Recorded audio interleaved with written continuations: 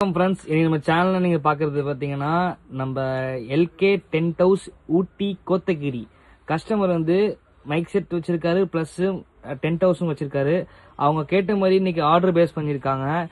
Take பாக்கெட்ல ஒரு 20 டேக் பாக்கெட், வருஷா focus 2 piece, plus 2.5 square GL flex wire 4 coil, plus எல்லா பிக்சலையும் மிக்ஸ் பண்ணி ஒரு 90 செட்டு கேட்டிருக்காங்க.